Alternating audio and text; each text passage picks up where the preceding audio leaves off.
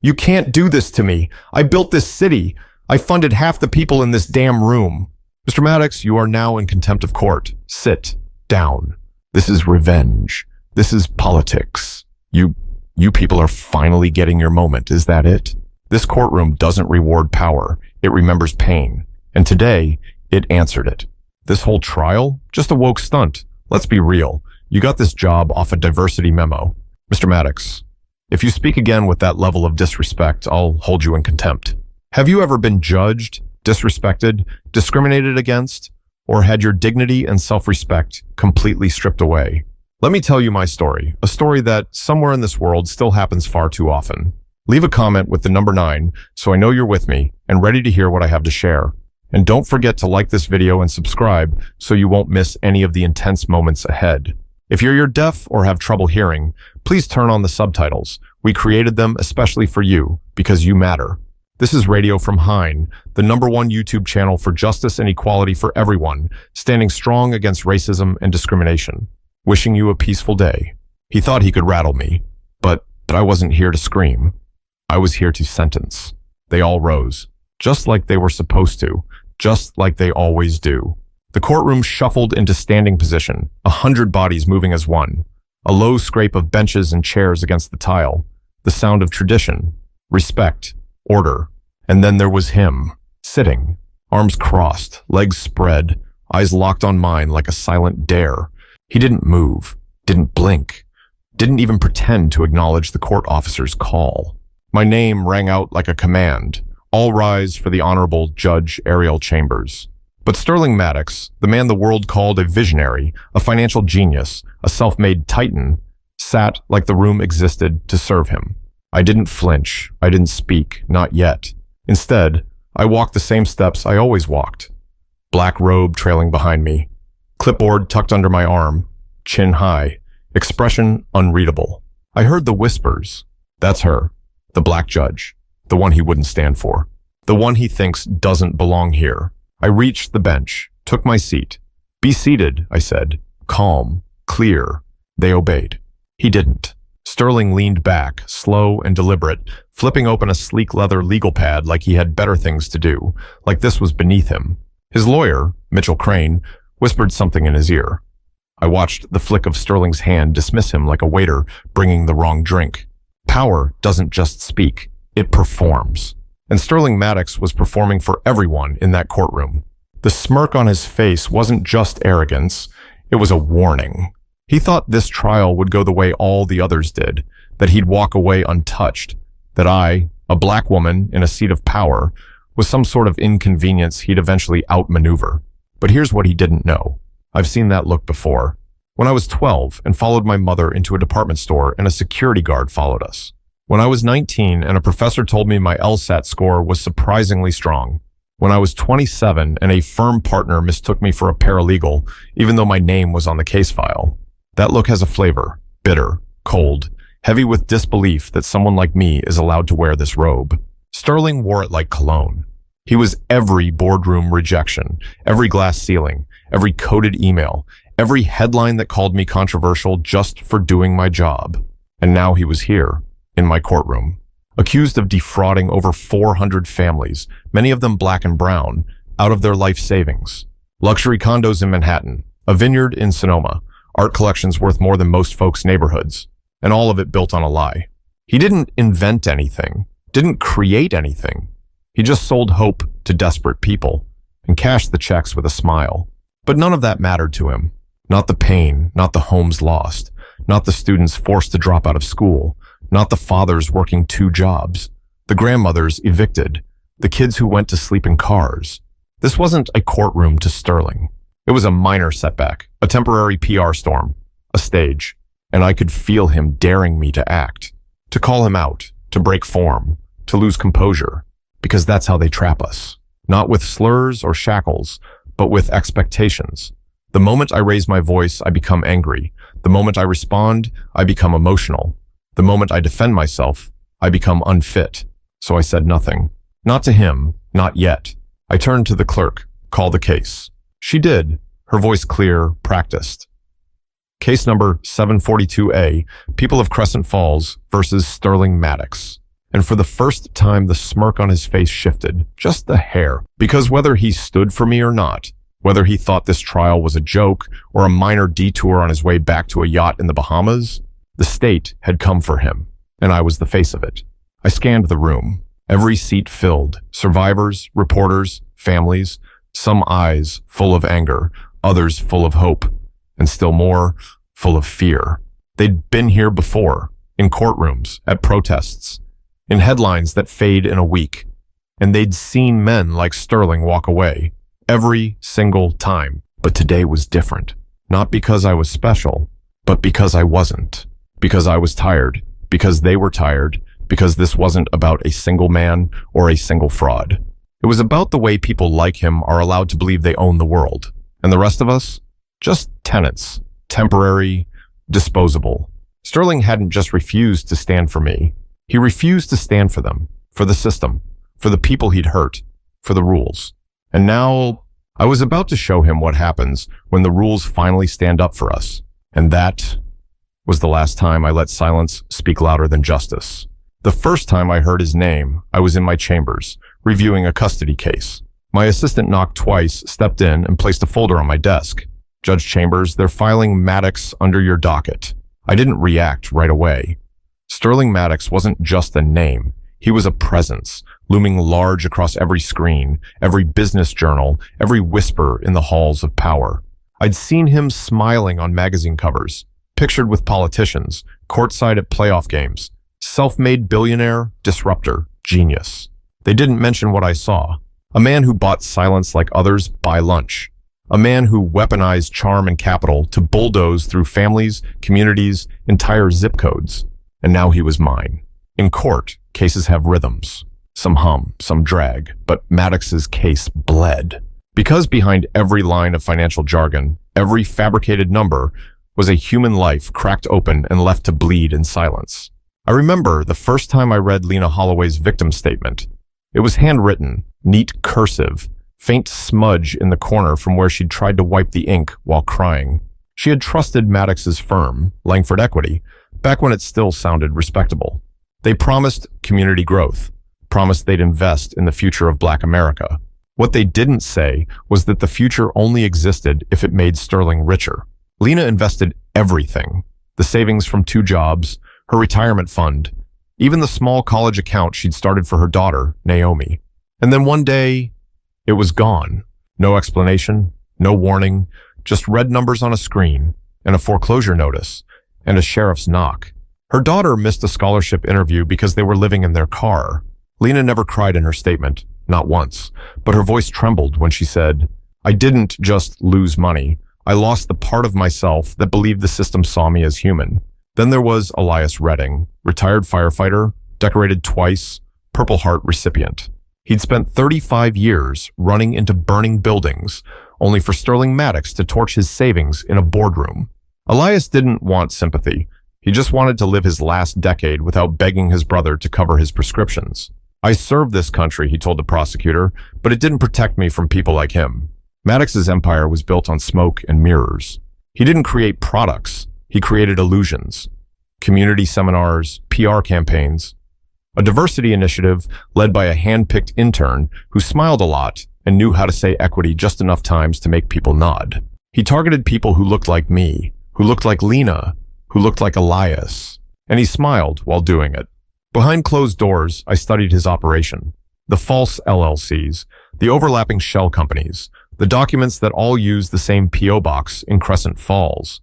It was clinical, mechanical, precise. This wasn't sloppy greed. This was intentional extraction. He didn't just take what people gave. He made them believe they were empowered to hand it over. They called him a financial savior. And when it all crumbled, he disappeared into gated estates and private jets, while single mothers were explaining bankruptcy to children who still had homework due. And yet, when his name hit the news, when the lawsuits piled up, when the subpoenas started falling like rain, he smiled. He told reporters, "This is a temporary misunderstanding. I have the best attorneys in the country. It'll go away. It always does." And they believed him. Because men like Sterling always get the benefit of the doubt, even when the fire is still smoldering. But not this time. Not in my courtroom. I remember the way the media danced around his crimes. Alleged misconduct, unproven claims, victimless fraud, victimless. As if Lena's daughter hadn't cried herself to sleep in a Walmart parking lot. As if Elias's medicine cabinet wasn't filled with half doses because full ones cost too much. As if pain only counted when it wore a suit and sat on the 35th floor. During pretrial, his lawyers fought hard. They filed motions like they were swatting flies. Tried to get the case dismissed on procedural irregularities. Tried to argue that the victims willingly assumed the risks. Tried to imply that poor financial decisions, not predatory schemes, were to blame. I watched it all. I let the theater play out. Let them underestimate me, because I wanted them to. Let them think I was just another name in black robes. Let Sterling believe he'd already won, because every time he believed that, he got sloppier. And he was already getting sloppy. We subpoenaed internal emails. Late-night threads where Sterling called his victims easy fish, joked about how no one reads the fine print, signed off one message with, "Don't worry, we'll spin it. They're too tired to fight back." That was the line. They're too tired. He was right about one thing. We were tired. Tired of the lies, the arrogance, the justice that trickled instead of pouring. But we weren't broken. And we weren't silent anymore. As I sat on the bench, case file open before me, I looked over the gallery. Lena sat near the front. Naomi clutched her hand. Elias was there too, back straight, eyes locked on Sterling. They weren't rich. They weren't loud. They didn't have publicists or stylists or fanboys with podcasts. But they had truth. And finally, they had a courtroom willing to listen. Sterling Maddox once said, "You can buy anything in America if you know the right number." But there was one thing he didn't understand. In this courtroom, justice had no price tag. And I was about to prove it. Day one of the trial. It was early, just past 8:30, and the courtroom was already packed. I could feel it before I stepped through the door. The tension, the weight in the air, that strange hush that settles when something historic is about to unfold. The people in the gallery weren't just curious. They were waiting for something they'd been denied too many times, a chance to see someone powerful actually held accountable. Sterling Maddox arrived late. Of course he did. He came through the side entrance like he was walking into a board meeting. Tailored navy suit, not a wrinkle in sight. 2 security guards flanked him, both stone-faced, and behind him, his attorney Mitchell Crane, sharp as ever, with a briefcase that probably cost more than most people's cars. Sterling didn't look nervous. He looked amused. He scanned the courtroom like it was a cocktail party, like this was just another stage for him to perform on. I watched from behind the bench as he gave a tight smile to the cameras, nodded at a few reporters, and, of course, walked right past the victims without a glance. No acknowledgement, no apology, just the faint smell of expensive cologne and disdain. When he finally sat down, he leaned back in his chair, completely at ease. Then he pulled out his phone and started scrolling, right there at the defense table, as if nothing in the room had any authority over him. The court officer cleared his throat loudly. Sterling didn't look up. I gavelled once. "Mr. Maddox," I said. Calm, even, no phones in the courtroom. He didn't blink. "I'm reviewing documents," he said without lifting his eyes. "Perfectly legal." Mitchell Crane whispered something. Sterling ignored him. He was already smirking again. I leaned forward, just slightly. "Put it away." He did, eventually, but not before giving me a look that said, "This isn't over." He was right. It wasn't. The prosecution began with Lena Holloway. She sat at the witness stand, shoulders square but hands trembling. Her voice, quiet, fragile, filled the courtroom as she described how Sterling's investment scheme had taken everything from her. "He told me I was investing in the future of my community," she said, her eyes darting toward him once. "He said people like me deserve to build wealth, too." She paused, swallowed. "I believed him, and I lost my home. My daughter, she had to drop out of school." We slept in the back seat of our car for 2 weeks. No one moved. The only sound was a reporter's pen scratching against a notepad. Lena's voice cracked. "Do you know what it feels like to look your child in the eye and pretend it's an adventure? When really, you're just trying to survive?" Across the room, Sterling yawned. Actually yawned. No shame, no attempt to hide it, as if her story bored him. My grip on the bench tightened, but I didn't say a word. Not yet. Because that moment, the complete dismissal of someone's pain, was all the jury needed to see. Next came Elias Redding. He walked to the stand slowly, every step heavy with decades of service. Decorated firefighter, Vietnam vet. He looked out at the courtroom like it was another kind of battlefield. He didn't need theatrics.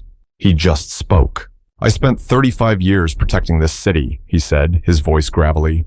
"Saved lives, pulled kids out of burning buildings." He looked at Sterling, didn't blink. And one smug, smiling man, burned it all down without even stepping outside his penthouse. Sterling chuckled, loud enough for the mic to catch. The jury flinched. I saw it. The prosecutor froze. And Elias just nodded like he expected it. The prosecution continued. Witness after witness, story after story, parents, veterans, teachers, all of them crushed under the weight of Maddox's empire. And all the while, he sat back, leaned into his leather chair like it was a throne, whispered to Crane, smirked, scrolled, checked his watch, like he was counting down the minutes until this little inconvenience was over. I've seen defendants mask guilt with bravado before, but this was different. Sterling didn't mask anything, because in his mind, he wasn't guilty. Not really. He was smart, strategic, a man playing a game that the rest of us were just too soft to understand. The jury saw it. So did the press. So did every single person in that gallery who had ever been told, "It's your fault you trusted him." Midway through the day, I called for a recess. I needed air. In my chambers, I stared at the ceiling, the hum of the fluorescent lights, the silence that comes with knowing you're holding something heavy, something that can either break open truth or bury it alive. This wasn't just about fraud. It was about what fraud looks like when it wears a suit and has dinner with senators. It was about the way the system had always bent for men like Sterling, about how many people he'd already convinced this was all just a misunderstanding. I sat there a long time. Then I stood, straightened my robe, and walked back into that courtroom. Because the show had only just begun. Sterling Maddox hadn't even started playing dirty yet. That first day ended with a chill in the air, but I could feel it. He wasn't finished, not even close. And on the second morning, he proved it. It happened on the second morning. I walked into the courtroom like I always did, calm, collected, carrying the weight of the robe like a second skin. I'd rehearsed this version of myself for years, the version that couldn't be rattled, the version that never flinched. But that morning, Sterling Maddox didn't just sit. He spoke, loud enough for the gallery to hear, loud enough to make sure I heard it too. "She doesn't even belong here," he muttered as I approached the bench. Not to his lawyer, not under his breath. To the air, to the walls, to the people watching. A statement, a performance, a challenge. I froze for half a second, not visibly, not enough for anyone but me to notice. But I felt it, that tight flicker in my chest. "You don't belong here." It wasn't new. I'd heard versions of it since the first time I walked into a courtroom, not as a judge, not even as a lawyer, just as a girl in a suit too nice for her zip code. "You don't belong here." I heard it when I was the only black student in my law school ethics seminar. Heard it when I passed the bar and got offered clerical work instead of courtroom time. Heard it when the governor appointed me to the bench and one of the local news anchors said, "Is she qualified enough?" Enough! Funny how that word always shows up when people like me stand where people like him expect to sit. I took my seat, didn't respond. But I could feel the temperature shift. The gallery knew what he meant. So did the jury. Sterling didn't need to use a slur. He didn't need to raise his voice. He knew exactly how to cut and exactly when to smile afterward. The prosecution continued with their next witness, a small business owner named Marcus Day. He ran a neighborhood cafe, family-owned, 5 employees. Sterling's firm promised him capital to expand, a second location, maybe even a third. He invested every cent he had, plus a loan co-signed by his mother. Within 6 months, the fund dried up. He was told his loan terms had changed. Fine print, legal shifts, market fluctuations. The cafe closed. His mother's credit tanked. The bank took her house. "My name's been a punchline ever since," Marcus said, eyes fixed on Sterling. "But he still gets to walk into rooms and shake hands with senators." Sterling leaned back in his chair, legs stretched out, a pen spinning lazily in his fingers. Then he laughed. Actually laughed. "Is there a point to all this crying?" he said to Crane, but loud enough for the front row to hear. My gavel hit the bench, hard. "Mr. Maddox, you are advised to remain silent while witnesses testify." He didn't look at me, just shook his head. "Can't believe I'm being judged by someone who probably got this job off a diversity memo." A pause. The kind that stretches too long. The kind that wraps around your throat. And then, gasps from the gallery. A few mics caught it, a rustle of movement. I didn't move. Not a muscle. Inside, I was shaking, not with fear, not even with anger, with clarity. This man wasn't hiding who he was. He wanted the world to see it, to see me react. Because if I let the heat show, he'd have ammunition. See? She's emotional. She's biased. But I'd learned long ago, some fights you win by staying silent longer than they expect you to survive. So I leaned in, slow and measured. This courtroom will remain respectful, Mr. Maddox, and if you are unable to do that, I will hold you in contempt. He didn't smile this time. He just stared. And for the first time, I saw it. Behind the smirk, past the bravado. He didn't know what to do with me. I wasn't screaming. I wasn't folding. I was still here, still steady, still holding the gavel. And that terrified him more than any sentence I could ever give. The prosecution rested for the day. The gallery emptied in hushed waves. In my chambers, I closed the door and leaned against it. Let the silence wrap around me. I wanted to scream, to break something. Not because of what he said, but because of what it meant. It meant the system still made space for men like him to believe they were untouchable. It meant that no matter how high I climbed, I was still seen as the diversity pick. It meant that justice, for all its formality and procedure, was still bleeding from the same old cuts. I opened the drawer of my desk, pulled out an old photo. Me, in a cheap suit, fresh out of law school, standing in front of a courthouse that barely let me in to intern. I remembered that girl, and I promised her something that night, that I wouldn't let anyone, no matter how rich, no matter how white, no matter how loud, tell her she didn't belong. So the next morning, I walked back into court with my head high, my robe crisp, and my words sharper than steel. Because Sterling Maddox wanted a war, but what he didn't realize was that I'd already survived one, and I hadn't even begun to fight. Court resumed at 9 a.m. sharp. But this wasn't just another day in trial. This was the day everything cracked open. From the bench, I could feel it. The press had doubled. The gallery was tighter, buzzing before the bailiff even called the court to order. Lena Holloway was there again, front row, eyes locked forward. So was Elias Redding, arms crossed, jaw clenched. Even the jurors sat up straighter. They didn't know what was coming, but I did. The prosecution had requested the morning to present new evidence, something they'd been holding, something they'd found in a forensic email dump from Maddox's corporate servers. A motion had been filed late the night before. I'd read it under my desk lamp, the fluorescent light making my skin look as exhausted as I felt. And still, I couldn't look away from the words on those printed pages. Your Honor, the lead prosecutor said, rising from her table, we'd like to introduce Exhibit 114, a collection of internal communications between Mr. Maddox and his executive team, directly tied to the solicitation of funds from victims. I nodded. Proceed. The first email flashed on the courtroom screen. Subject, target list, from smaddoxlangfordequity.com. Prioritize the ones who ask fewer questions. Single parents, retirees, ESL speakers. Easier to close. Easier to silence. The room shifted. You could feel the intake of breath, like a giant vacuum pulled air from every corner of that chamber. Sterling Maddox didn't flinch. He leaned back, arms folded, like this was some dull tax audit. Another email appeared. Subject, pitch tweaks.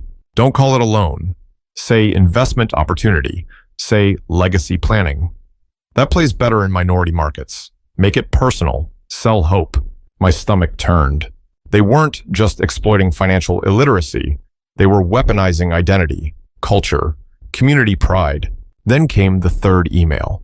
This one hit harder than all the rest. Subject, Q, 4 numbers, from smaddoxlangfordequity.com. We need these suckers locked in before year end. Dress the numbers. Smile big. Make them believe they're one signature away from freedom. They're not investors. They're a faucet, and I control the water. I looked up. The room was silent, dead silent. Lena's hands were clenched on her lap. Naomi stared at the screen like it was something from a horror film. Elias's knuckles were white on the edge of the bench. Even the jurors had lost composure, one woman covering her mouth, one man shaking his head. But Sterling? He grinned. Not a smirk, not a twitch, a full smile. The prosecutor walked slowly toward the defendant's table. Mr. Maddox, she said, her voice sharp but steady. Do you recognize this email? Before Mitchell Crane could stand, before he could shout, objection, or pretrial disclosure, Sterling cut him off. He leaned into the mic like a man giving a TED Talk. Yes, I wrote it. He looked directly at me. But let's not act like it means what you're implying. It's just business talk, strategy. You people wouldn't understand. That phrase, those two words. You people. The courtroom erupted, gasps, murmurs, a few curses under breath. I slammed the gavel once, twice. Order, I said, my voice cutting through the chaos. Order in the court. But even as silence settled again, the damage was done. The mask was gone. Sterling hadn't just insulted the prosecution. He'd insulted everyone in that room, especially me. I looked at him, let my gaze settle like stone. Mr. Maddox, I said, my voice low, measured, but sharp enough to slice through his arrogance. I advise you to watch your tone. This is not a boardroom. This is a court of law. You will not speak to this court, or anyone in it, with that level of disrespect again. He shrugged, didn't mean anything by it, just being honest. Mitchell Crane looked like he wanted to melt into the floor. The prosecutor continued, showed more emails, more rot. A strategy memo labeled, Faith-Based Targeting, Why Black Churches Are Undervalued Acquisition Zones. A voice memo from Sterling himself. Pastors are the key. Win them, you win the congregation. Smile, say legacy, throw in some scripture. They'll hand you the whole building fund. I wanted to throw the screen across the room. Instead, I sat still. Because I had to. Because in that moment, every single person watching needed to see that the robe still held. That the system could still hold. Even when everything else felt like it was breaking. When court adjourned for the day, no one moved for a full 10 seconds. The gallery was stunned into stillness. Even the bailiff paused. Sterling stood slowly, adjusted his cufflinks, and whispered something to his lawyer that I couldn't hear. But I could read his lips. They still won't touch me. He walked out like he always did, untouched, unbothered, unrepentant. But for the first time, I didn't think he believed it. Not completely. Because underneath that perfect suit, Sterling Maddox was starting to sweat, and I wasn't done yet. He snapped. Not all at once, not dramatically. No fists slammed, no chairs thrown. It started with a grin, the kind that cracks too wide. The kind that says, I'm still in control, when every shred of control is slipping through your fingers. Sterling Maddox wasn't used to losing. He wasn't used to anyone saying no. But after the emails, after the rot beneath the empire got dragged into daylight, something shifted behind his eyes. You could see it, the way he stopped pretending, the way the courtroom was no longer a performance stage, but a cage. It began during the next round of testimonies. A woman named Denise Clark took the stand. School principal, mother of 4. She'd invested in Langford equity thinking it would help her pay for her son's medical treatment. Instead, she lost her home. She spoke plainly, no tears, no theatrics. But halfway through her statement, she looked directly at Sterling and said, You didn't just steal from my account. You stole from my dignity. That's when it happened. Sterling chuckled. Loud, cruel. Not the kind of laugh that escapes by accident, but the kind you choose, like a slap. The jury turned. Several gasped. Elias Redding, seated behind the railing, shook his head in disbelief. Lena covered Naomi's ears. I leaned forward. Mr. Maddox, one more outburst like that, and I will have you removed from this courtroom. He smiled, wide and condescending. Oh, come on, Your Honor. Can't I laugh anymore? He glanced at the gallery. Everyone's so sensitive these days. The words hung in the air like a stench. But he wasn't done. Later that afternoon, a retired pastor named Charles Green took the stand. He'd organized a local fund with 10 church members. They had pooled their savings, believed the brochure, the promises, the scripted words Sterling's firm had crafted. They lost everything. When the pastor described how 3 of his members had to move into shelters, his voice shook. I stood at that pulpit every week and told them this was a blessing. I told them God would honor their faith. Sterling leaned in and whispered, not quietly enough, maybe next time talk to a real financial advisor instead of preying on it. The courtroom recoiled. You could feel it. That's when Walter Briggs stood up, from the gallery, hands shaking, chest heaving. He didn't say a word at first, just held something in both hands. It was a photo, old, faded, framed in cracked plastic. A woman in a nurse's uniform standing outside a small home, beaming. Walter held it up like it was evidence. This, he said, voice low but sharp, was my wife. We bought that house 36 years ago. She died thinking we'd be safe. His eyes burned holes through Sterling. She died before they took it, before your lies took her peace. The room fell into absolute silence. Sterling didn't respond. He didn't need to. The smirk on his face said everything. I called a recess. Not for the court. For me. Because I couldn't breathe. Not with the weight of their pain pressing against the walls like a flood. Not with that man sitting in my courtroom still believing he could win this. I closed the door to my chambers, sat at my desk, stared at the sealed folder in front of me. Inside were financial records, charts, victim impact statements. I opened it. Pages spilled out like wounds. But it wasn't numbers I saw. It was names, faces, kids who didn't get to go to prom, grandmothers who didn't fill prescriptions, churches with empty pews because their people had to leave the zip code they'd called home for generations. I ran my hand over the edges of the file. Not smooth, ragged, sharp, just like them. They weren't collateral damage. They weren't mistakes in a spreadsheet. They were people. And I wasn't just judging a man. I was judging what our country lets men like him become. I washed my face before returning, adjusted the robe, fixed my posture. Back in the courtroom, Sterling was chatting with Mitchell Crane, laughing again like he'd already gotten away with it. But this time I saw it. The flicker, the crack, the sweat just behind the temples, the clenched jaw when the gallery didn't look afraid anymore. Sterling Maddox was breaking, not loudly, but deeply, and he knew it. Because for the first time, he wasn't the loudest voice in the room, and I knew I had to finish this before he pulled one more trick from that poisoned playbook of his. Sterling was still whispering to Crane when I returned to the bench. His body language hadn't changed much, legs crossed, fingers steepled, lips curled into that same rehearsed smirk. But something behind it was different now. The eyes didn't match the mouth. He scanned the jury like he was searching for cracks, not controlling the room, measuring it.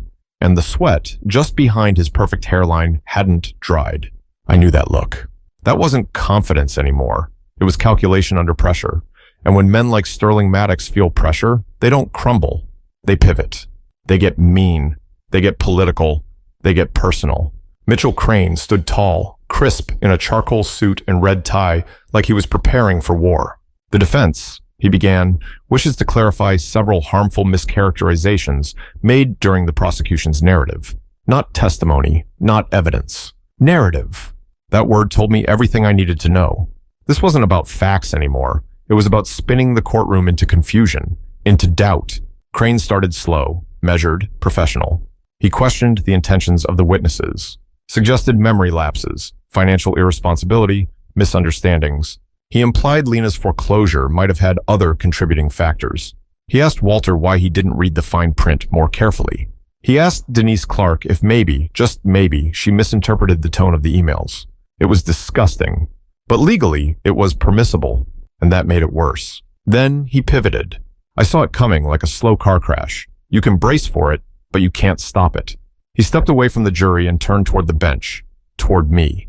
The defense must also raise a concern, Your Honor, he said, a concern regarding impartiality. I didn't move. He smiled, soft, almost sympathetic.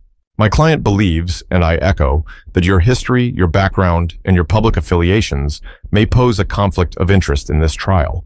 I raised an eyebrow. Elaborate? Crane cleared his throat dramatically, theatrically.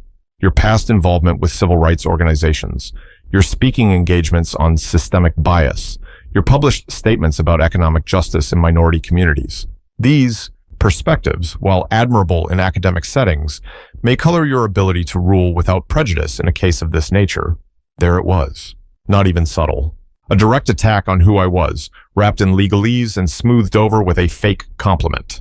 I kept my voice steady. You're suggesting that because I am a black woman who has spoken publicly about fairness, I am incapable of being fair? Crane shifted. I'm suggesting that perception matters, especially when a trial is as high profile and politically sensitive as this. Sterling sat behind him, arms crossed, that same smirk creeping back, like this was the real plan all along. Not to win the case, but to discredit the court, to discredit me, to make me the story. I felt the heat rise in my chest, but I didn't bite, didn't blink, because this wasn't new. This tactic, the deflection, the implication, the accusation of bias when you call out injustice, This had been aimed at me my whole life.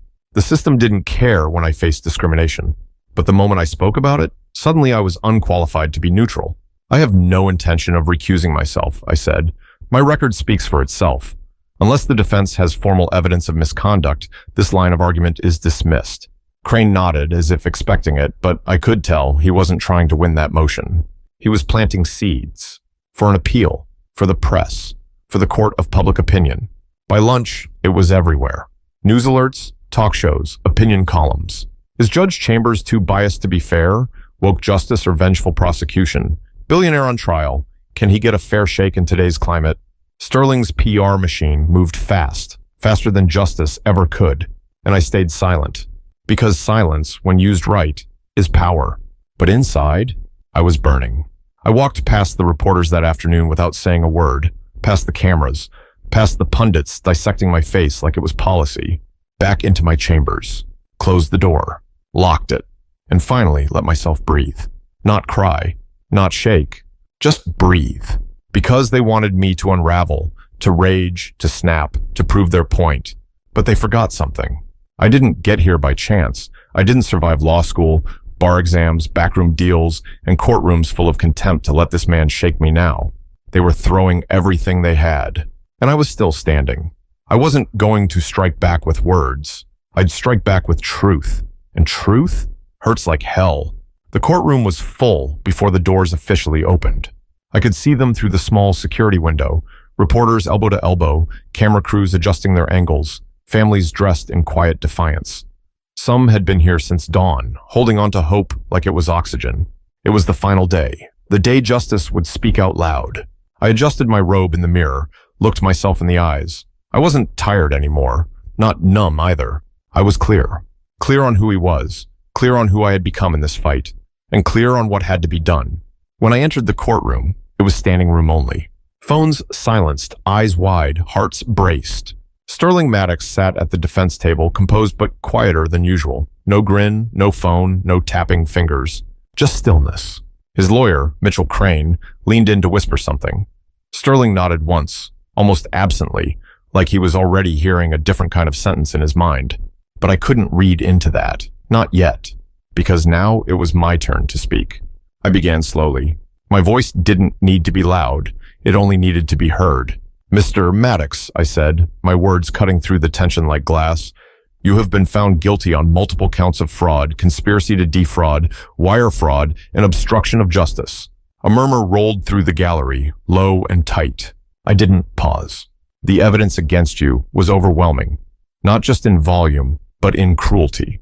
You didn't simply steal money. You stole futures. You turned trust into currency, then burned it for sport. Sterling sat motionless, eyes fixed on the floor. No theatrics, no outbursts. But I could feel the weight behind his silence. A man who built an empire on words, now rendered speechless. You presented yourself as a man of vision, a man who uplifted communities. But you uplifted nothing. You extracted, you deceived. You left behind scorched earth and foreclosure signs. I let my eyes sweep across the gallery, let the truth settle. Mr. Maddox, you built your wealth on the backs of the vulnerable. You sold hope wrapped in spreadsheets. You manipulated faith. You looked struggling families in the eye and told them they were finally being seen, when really, they were just being targeted. Lena was crying quietly now. Naomi had her head resting on her mother's shoulder. Elias Redding didn't move, but his jaw clenched just once. I've reviewed every statement, every record, every line of testimony, and I say this with the full authority vested in me by this court. You knew exactly what you were doing, and you did it anyway. Sterling blinked, slow, no protest. I leaned forward slightly, lowering my voice.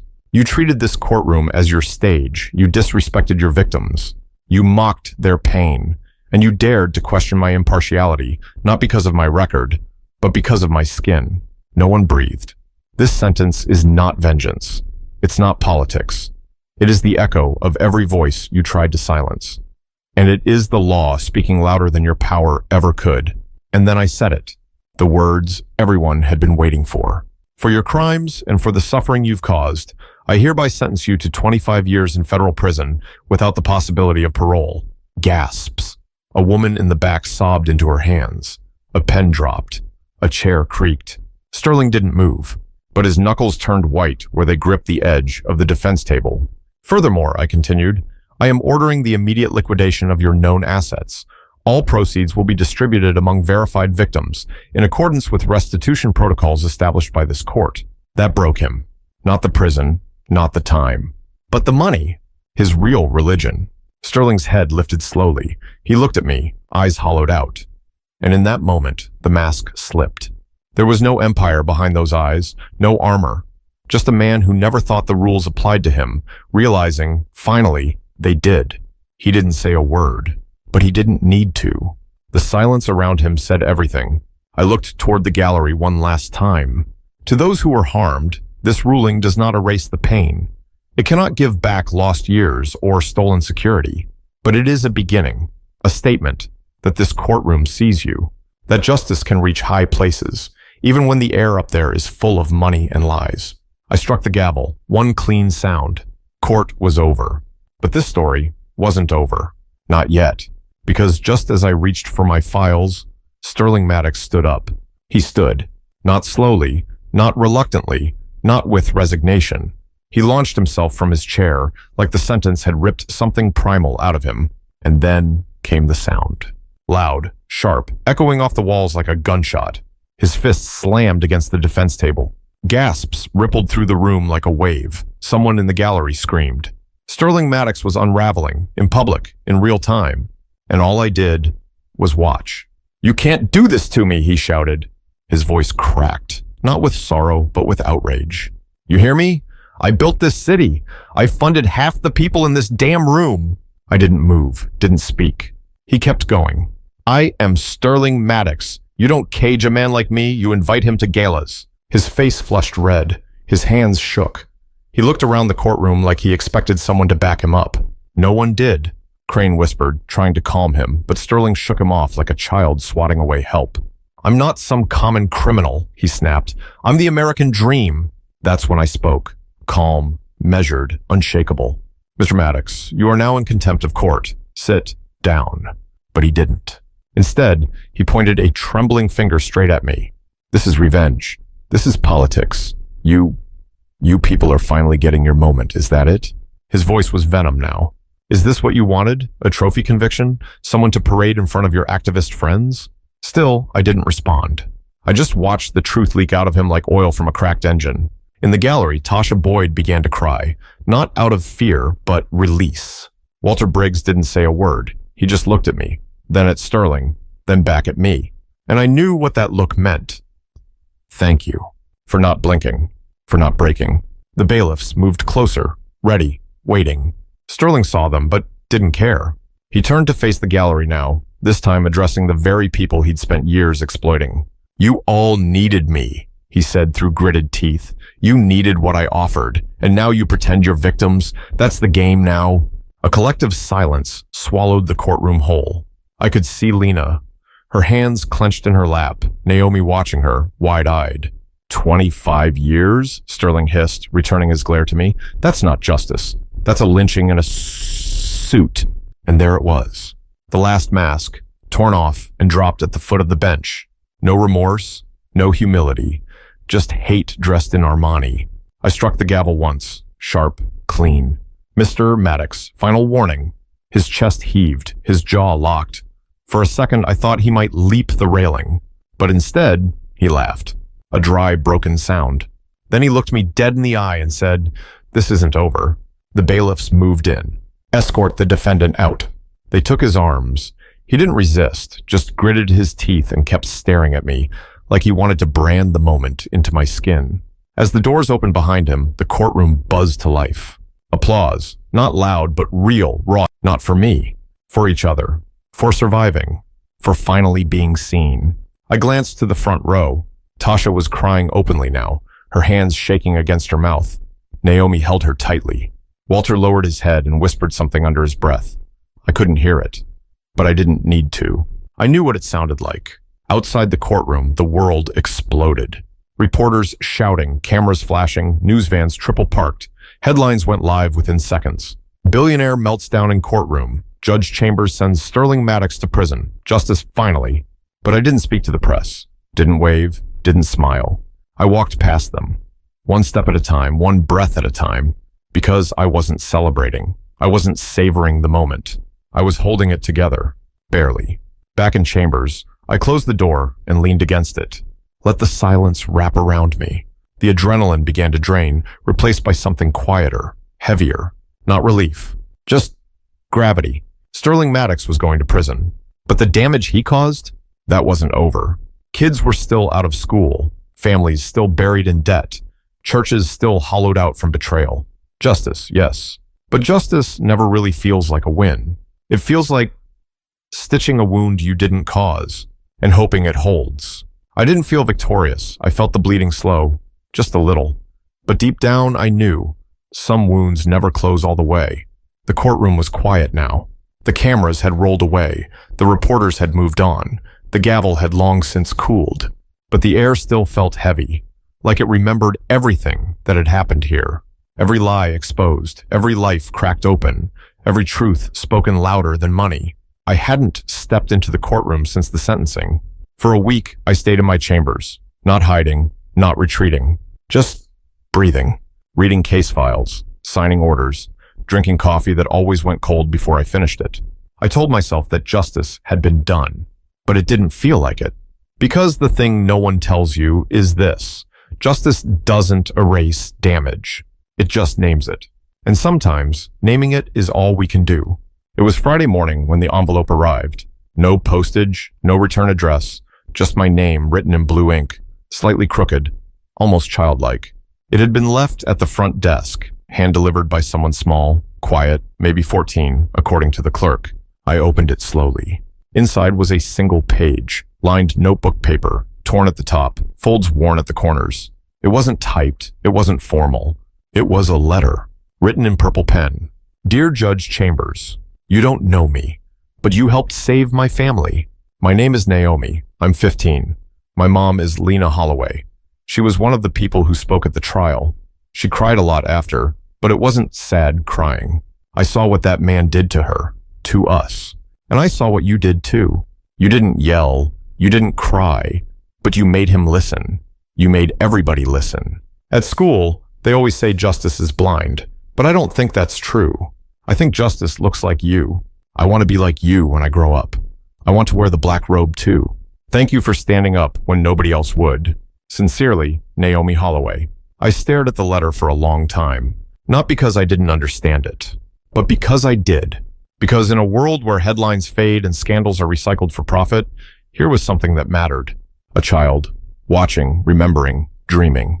I read it again, then a third time, not because I needed to, but because I couldn't stop. Because for the first time in days, I felt something that wasn't exhaustion, wasn't bitterness, wasn't pain. I felt hope. I folded the letter gently, slid it into the top drawer of my desk, right beneath a photo of my mother in her nursing scrubs. The same drawer that held my bar license, and the note I wrote myself the night I got the appointment to the bench. The note that said, never forget where you came from, and never forget who's watching. Outside, the city kept moving, traffic honked, elevators dinged. The world didn't pause just because one trial ended. But something in me had shifted. Sterling Maddox was gone, but Naomi was still here. So were Lena, Walter, Tasha, all the people the system tried to overlook. And they weren't statistics. They were the reason this robe mattered at all. Later that day, I stood by the courthouse steps. The same steps Sterling had once descended like a king, the same steps that had once felt cold beneath my shoes. Now, they felt different. Not softer, not easier, but real. Heavy with memory, heavy with responsibility. And I carried all of it with me. A reporter spotted me, raised a mic. Judge Chambers, would you call this trial a victory? I looked past her, to the sidewalk where Naomi had once stood, waiting quietly with a letter in her hand. And I said calmly, justice isn't a victory. It's a promise that no matter who you are, no matter how high you stand, you don't get to stand above the law. She blinked, lowered the mic. I turned, walked away, not because I was done, but because I wasn't. I don't know what Naomi will become, a judge, a writer, a mother, a force, maybe all of the above. But I do know this. She believes in justice now, not because it's perfect, but because it showed up. And sometimes That's enough to light the way forward. Sometimes justice doesn't look like a gavel hitting wood. Sometimes it looks like a black woman in a robe holding her silence like a weapon while power tries to push her out of her seat. This story wasn't just about a billionaire who thought he was untouchable. It was about the survivors he tried to erase, and the judge who refused to let that happen.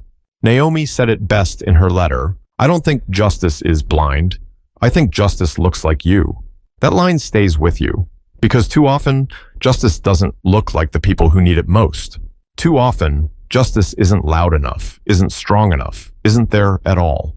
But in this story, it showed up, it stood tall, and it spoke.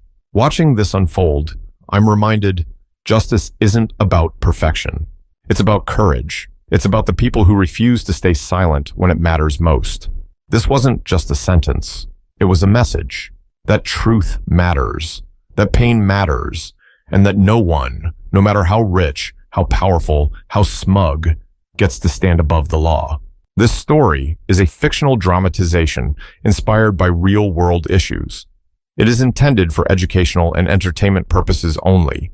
It does not depict any real individual, case, or organization. If this story moved you, if it made you think, like this video. Comment below, have you ever seen injustice ignored until someone finally stood up? And don't forget to subscribe for more powerful, thought-provoking stories about justice, race, and resilience. Because justice isn't a celebration, it's a promise. And sometimes, that's enough to change everything. Thank you for watching this video. Wishing you a peaceful day, and see you in the next one.